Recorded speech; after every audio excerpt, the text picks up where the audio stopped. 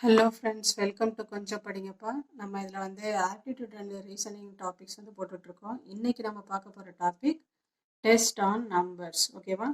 இதில் வந்து 3 டைப்ஸ் இருக்குது. Number ranking, number sequence, schedules, இல்லைனா அரைவல்ஸ் ஆர் டிபார்ச்சர்னு சொல்லுவாங்க. ஓகேவா? இன்றைக்கி நம்ம வந்து டைப் 1 மட்டும் பார்க்கலாம். நெக்ஸ்ட் வீடியோவில் இது ரெண்டுத்தையும் சேர்த்து பார்த்துடலாம். ஓகே, நம்பர் ரேங்கிங்கில் டோட்டல் ஸ்ட்ரென்த்து கேட்குறாங்க அப்படின்னா டாப் ப்ளஸ் பாட்டம் -1 இந்த ஃபார்முலா ஞாபகம் வச்சுங்க. அதாவது டாப்லேருந்து இத்தனாவது பொசிஷனில் இருக்காங்க, பாட்டம்லேருந்து இத்தனாவது பொசிஷனில் கொடுத்துருப்பாங்க. அப்படி கொடுத்துட்டு டோட்டல் ஸ்ட்ரென்த் என்னன்னு கேட்பாங்க. பசில் மாதிரி கொடுத்துருப்பாங்க. அப்படி கேட்டாங்கன்னா டாப் ப்ளஸ் பாட்டம் -1ன்னு வச்சுக்கணும். ஓகேவா? அதுவே வந்து டாப் ஸ்ட்ரென்த்துன்னு கேட்டாங்கன்னா டோட்டல் மைனஸ் பாட்டம் +1. அதுவே பாட்டம் ஸ்ட்ரென்த்துன்னு கேட்டாங்கன்னா டோட்டல் மைனஸ் டாப் +1.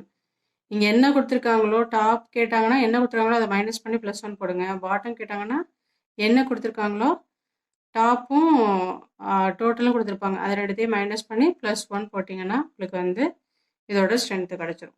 இப்போ டாப்னு சொல்லாமல் வேறு எப்படிலாம் சொன்னால் நம்ம இதே யூஸ் பண்ணலாம் அப்படின்னு பார்த்தீங்கன்னா, டாப், லெஃப்ட், ஃப்ரண்ட், ஃபஸ்ட்டு இந்த மாதிரி சொல்லியிருந்தாங்கன்னா இந்த டாப்குள்ளே இந்த ஃபார்முலாவை யூஸ் பண்ணி நீங்கள் வந்து கண்டுபிடிச்சிக்கோங்க.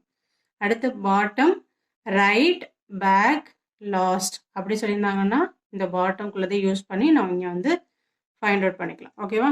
இதுலேருந்து ப்ராப்ளம் எப்படி கேட்குறாங்கன்னு பார்க்கலாம். ரிஷுல் is 4th from the top,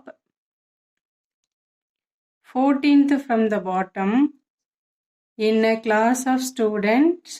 What is the total strength of the classன்னு கேட்குறாங்க. ஓகேவா? இப்போ டோட்டல் ஸ்ட்ரென்த்னா நம்ம என்ன பண்ணணும், ரெண்டுத்தையும் ஆட் பண்ணி -1 போடணுமா? இது ரெண்டுத்தையும் ஆட் பண்ணால் நம்மளுக்கு என்ன கிடைக்கும்? 18 கிடைக்கும். -1 போட்டால் என்ன கிடைக்கும்? Equal to 17. அப்போ ஆப்ஷன் என்ன? 17 தான் இதோட ஆன்சர். ஓகேவா? அடுத்து, what is the total strength of the class if Raju is 14th from the right, 29th from the left? இங்கே நம்மளுக்கு டோட்டல் ஸ்ட்ரென்த்து தான் கேட்குறாங்க. ஸோ என்ன பண்ணணும், இது ரெண்டுத்தையும் ஆட் பண்ணுங்க. ஆட் பண்ண என்ன கிடைக்கும்? 20, 30, 43 கிடைக்கும். 43 -1 போட்டால் என்ன கிடைக்கும்? 42. அப்போ ஆன்சர் என்ன? 42. அதை மட்டும் ஜஸ்ட் ஞாபகம் வச்சுட்டிங்கன்னா நீங்கள் பார்த்தோன்னே வந்து டக்குன்னு ஆன்சர் பண்ணிடலாம். ஓகேவா? Find the total strength of the row where Sita is 12th from the front and Kirti is 19th from the last. அப்படின்னா இதோட ஆன்சர் என்னன்னு கேட்குறாங்க. நம்ம என்ன சொல்லியிருக்காங்க, அதாவது இது ஒருத்தவங்களை கொடுத்துட்டு from the front from the லாஸ்ட்னா நம்மளால ஃபைண்ட் அவுட் பண்ண முடியும். இது டிஃப்ரெண்ட் பீப்புள் வேறு வேறு 2 பேர் கொடுத்துருக்காங்க. ஆனால் இவங்க 2 பேருக்கு இடையில எத்தனை பேர் இருக்காங்கன்னு நம்மளுக்கு தெரியாது. சரியா? அப்போ இதுக்கோட ஆன்சர் என்ன? கான்சே. ஓகேவா? டோட்டல் ஸ்ட்ரென்த் என்னன்னு கேட்குறாங்க. சீதா வந்து 12th ஃப்ரம் த ஃப்ரண்ட், அதுக்கப்புறம் வந்து கீர்த்தி வந்து 19th ஃப்ரம் த லாஸ்ட் இப்படி இருக்குன்னு வச்சுக்கோங்க. சீதா வந்து இங்கேருந்து 12th சொல்லிட்டாங்க, கீர்த்தி வந்து இங்கேருந்து 19th சொல்லிட்டாங்க. ஓகே, ஆனால் இவங்க 2 பேருக்கு நடுவில் எவ்வளோ பேர்னு சொல்லியிருக்காங்களா? சொல்லலை. அப்போனா நம்மளால் டோட்டல் ஸ்ட்ரென்த்தை கண்டுபிடிக்க முடியாது. ஓகேவா? அதனால தான் கான்சே அப்படிங்கிறத, இல்லாட்டி டேட்டா இன்அடிக்குவேட் இந்த மாதிரி எது கொடுத்துருந்தாலும் அதை நம்ம சூஸ் பண்ணிக்கணும். ஓகேவா? அடுத்து,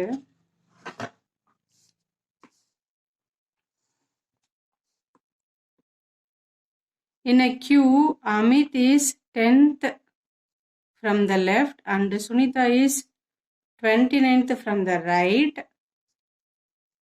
If there will be 11 members between them, the total people in the QR இந்த மாதிரி கொடுத்துருக்காங்க. பிட்வீனில் 11 மெம்பர் கொடுத்துருக்காங்க அப்படின்னா என்ன பண்ணணும், இது என்ன சொல்லியிருக்காங்க, லெஃப்ட்லேருந்து 10th, இங்கே வந்து அமித், அடுத்து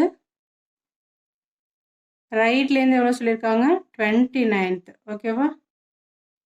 இன்பிட்வீனில் 11 மெம்பர்ஸ் இருக்குதுன்னு சொல்லியிருக்காங்க. அப்போ இது என்ன பண்ணணும், ஆட் பண்ணணும். இது எல்லாத்தையும் ஆட் பண்ணுங்க. அப்போ 10, 20, 40, 50. அப்போ ஆப்ஷன் ஏ தான் கரெக்டான ஆன்சர். ஓகேவா? From the above questions how many pupils are between Smita and Sunita if Smita is exactly in the midway between Amit and Sunita. நம்ம ஏற்கனவே பார்த்துருந்தோம். இப்போ இவங்க ரெண்டு பேருக்கு இடையில எவ்வளோ சொல்லியிருந்தோம்? 11 சொல்லியிருந்தோம்.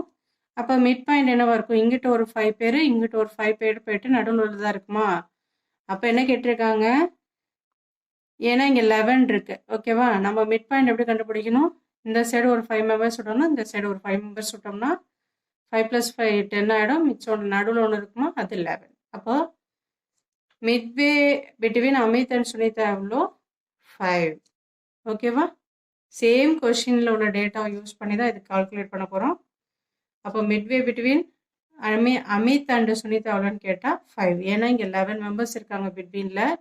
இங்கிட்ட ஒரு 5 விடுவோம், இங்கிட்ட ஒரு 5 விடுவோம், மிச்சம் ஒன்று இருப்பாங்களா? அப்போ அனிதாவுக்கும் அமித்க்கும் சுனிதாவுக்கும் இடையில எவ்வளோ பேர் இருப்பாங்க? மிட்வே எவ்வளோன்னா 5. ஓகேவா? In a class of 60 where boys are twice that of girls. மொத்தம் 60 பேர் இருக்காங்க. அதில் பாய்ஸ் வந்து கேர்ள்ஸை விட 2 times அதிகம். ஜோதி is 27th from the top. If there are 10 boys ahead of Jyoti, how many girls are after ஜோதின்னு கேட்குறாங்க. ஓகேவா? இப்போ என்ன சொல்லியிருந்தாங்க? கேர்ள்ஸ் எக்ஸ்ன்னு வச்சுக்கோங்க. பாய்ஸ் வந்து என்ன சொல்லியிருந்தாங்க? ட்வைஸ் தட் ஆஃப் கேர்ள்ஸ்ன்னு சொல்லியிருந்தாங்களா? அப்போ 2x சாரி ஈக்குவல்ட்டு எவ்வளோ கொடுத்துருந்தாங்க? டோட்டல் 60. அப்போது 3x is equal to 60, X is equal to எவ்வளோ? 20. நம்ம எக்ஸை தான் யாருன்னு அசியூம் பண்ணியிருந்தோம்? கேர்ள்ஸ். அப்போ கேர்ள்ஸ் மொத்தமாக எத்தனை பேர்? 20. அப்போ பாய்ஸ் எவ்வளோ? 2x-ஆ?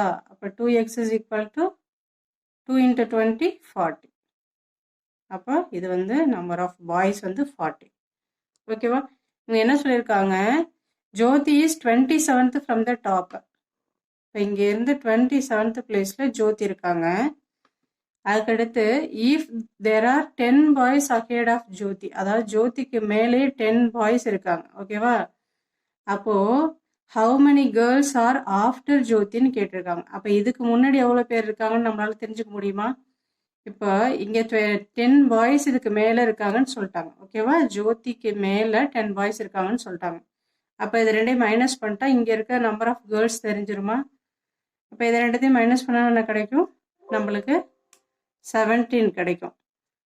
மொத்தம் 17 கேர்ள்ஸ் வந்து ஜோதிக்கு அஹெடா இதுக்கு மேலே இருக்காங்க. ஆனால் கேர்ள்ஸில் மொத்தம் எத்தனை பேர்? 20. அப்போ மிச்சம் வந்து எத்தனை பேர் வந்து ஜோதிக்கு ஆஃப்டராக எத்தனை பேர் இருப்பாங்க? 20ல் 17 போச்சுன்னா 3. அப்போ ஆப்ஷன் பி தான் கரெக்டான ஆன்சர். ஓகேவா? தேங்க்யூ ஃபார் வாட்சிங். ஓரளவுக்கு உங்களுக்கு வந்து இதில் எல்லாம் கிளியராக இருக்கும்னு நினைக்கிறேன். மறக்காமல் சப்ஸ்கிரைப் பண்ணுங்கள், லைக் பண்ணுங்கள், ஷேர் பண்ணுங்கள். யாராவது உங்கள் ஃப்ரெண்ட்ஸ் அண்ட் ரிலேட்டிவ்ஸ் யாராவது ப்ரிப்பேர் பண்ணியிருந்தால் அவங்களுக்கும் வந்து இதை ஷேர் பண்ணுங்கள். தேங்க்யூ ஃபார் வாட்சிங்.